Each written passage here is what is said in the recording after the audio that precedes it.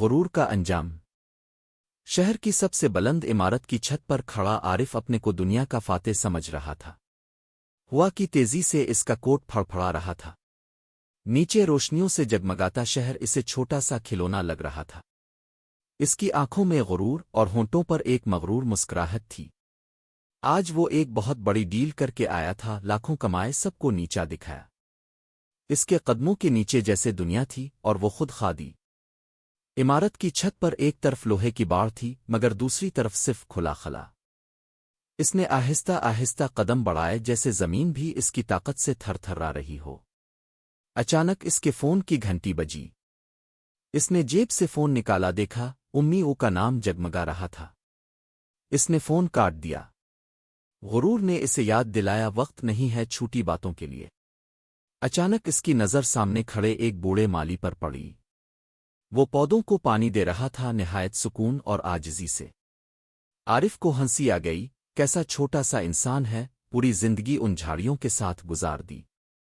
بوڑھے مالی نے نظر اٹھا کر اسے دیکھا۔ اکہوں میں کچھ ایسا تھا جیسے سب جانتا ہو۔ عارف نے رخ موڑا اور ایک قدم پیچھے ہٹا۔ اس کا پاؤں کسی چیز پر پھسلا۔ دل میں ایک جھٹکا محسوس ہوا۔ جسم میں سنسناہٹ دوڑ گئی۔ ہوا جیسے یکدم ٹھنڈی ہو گئی۔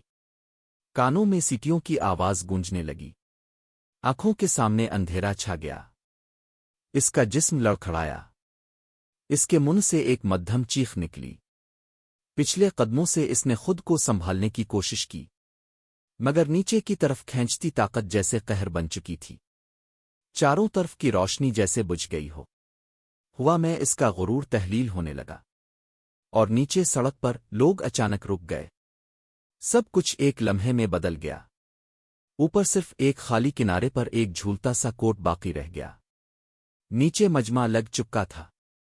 لوگ حیرت، خوف اور تجسس کے عالم میں ایک دوسرے کو دیکھ رہے تھے۔ کسی نے ایمبولینس کو فون کیا تو کوئی موبائل سے ویڈیو بنانے لگا۔ ایک خاتون کی چیخ بلند ہوئی، یہ تو عارف مک ہے، ٹی وی پر آتا ہے نا۔ سب کی نظریں اس کے بے جان جسم پر جمی تھیں جو اب غرور کا مجسمہ نہیں، ایک عام انسان کا پیکر تھا۔ ایمبولینس کے سائرن کی آواز فضا میں گونجی جیسے دیر سے آنے والی ندامت کی صدا ہو۔ اوپر چھت پر کھڑا بوڑھا مالی خاموشی سے پودے پانی دیتا رہا۔ اس کی آنکھیں بند تھیں، چہرہ پرسکون جیسے سب پہلے ہی جانتا ہو۔ ہوا میں اب کوٹ نہیں، عارف کی خاموشی تیر رہی تھی۔ بلند عمارت جو کبھی اس کا فخر تھی اب خوف کی علامت بن چکی تھی۔ شہر کی روشنی بدستور جگمگا رہی تھی مگر آج ان میں ایک سناٹا تھا، جیسے آسمان بھی غرور کی سزا دیکھ چکا ہو اور زمین نے اسے واپس لے لیا ہو جس نے خود کو اس سے اونچا سمجھا تھا۔ چند لمحوں بعد عمارت کے نیچے ایک سیاہ گاڑی آ رکی۔ دروازہ کھلا، ایک نوجوان عورت تیزی سے باہر نکلی۔ اس کی آنکھوں میں آنسو تھے اور چہرہ زرد پڑ چکا تھا۔ وہ عارف کی بیوی تھی، زارا۔ اس نے دوڑ کر ہجوم کو چیرتے ہوئے اس کے جسم تک پہنچنے کی کوشش کی۔ عارف، اس کی آواز کانپ رہی تھی جیسے روح تک لرز گئی ہو۔ اس نے شوہر کا بے جان ہاتھ تھاما مگر وہ ہاتھ کبھی اس کے غرور کی دیوار تھا، آج مٹی کی طرح سرد تھا۔ اس کے لبوں پر صرف ایک سوال تھا، آخر کیوں؟ کسی کے پاس جواب نہ تھا۔ زندگی نے اسے سب کچھ دیا تھا، دولت، طاقت، شہرت، مگر عاجزی نہیں، انسانیت نہیں۔ اب سوشل میڈیا پر صرف تصویریں تھیں، خبریں تھیں، ویڈیوز تھیں۔ مشہور بزنس مین عارف مک عمارت سے گر کر جاں بحق، لیکن کسی تصویر میں اس کے چہرے پر وہ غرور نہ تھا جو اس کے زندہ رہتے ہر تصویر میں ہوتا تھا۔ بس خاموشی تھی، پشیمانی تھی اور ایک ناگہانی انجام کا خوفناک سبق۔ بوڑھا مالی پودوں کو پانی دیتا رہا۔ پتے بھیگتے گئے مگر ان میں عارف کا عکس اب کبھی نہیں جھلکے گا۔ اگلے دن اخبارات کی سرخیاں چیخ رہی تھیں، غرور کا قلعہ زمین بوس ہو گیا۔ دفتر کے عملے میں خاموشی چھا گئی تھی۔ عارف کے کمرے کا دروازہ بند تھا اور اندر سب کچھ ویسا ہی رکھا تھا جیسے وہ ابھی واپس آئے گا، مگر اب وہ کبھی نہ لوٹے گا۔ وہ فائلیں، وہ سونے کی قلم، وہ چمکتا ہوا نام، سب بےمنی ہو چکا تھا۔ زارا ہر روز اس کی خوشبو والے کوٹ کو سینے سے لگاتی جیسے شاید وقت پلٹ جائے، مگر وقت کبھی پلٹتا نہیں۔ شہر کی بلند عمارت اب صرف ایک عمارت تھی، اس کی چھت پر اب ایک چھوٹا سا کتبہ لگ چکا تھا۔ یہاں غرور نے آخری سانس لی۔ بوڑھا مالی اب بھی وہیں کام کرتا تھا، اسی خاموشی، اسی صبر کے ساتھ۔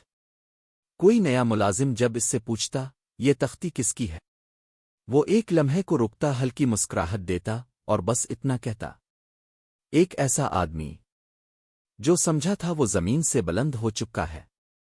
پھر وہ خاموشی سے پانی دیتا رہتا، جیسے وہ پتے اس سے کچھ سیکھ رہے ہوں، اور ہر بوند کے ساتھ غرور کا انجام زمین پر لکھی ایک کہانی بن کر دنیا کو آئینہ دکھاتا رہتا۔ وقت گزرتا گیا، مگر وہ لمحہ جیسے شہر کی ہوا میں قید ہو گیا تھا۔ لوگ اس عمارت کے نیچے راکھ کر ایک لمحہ ضرور خاموش ہو جاتے، کچھ سر جھکا کر دعا مانگتے، تو کچھ اپنی اولاد کو وہ تختی دکھا کر عبرت کی نصیحت دیتے۔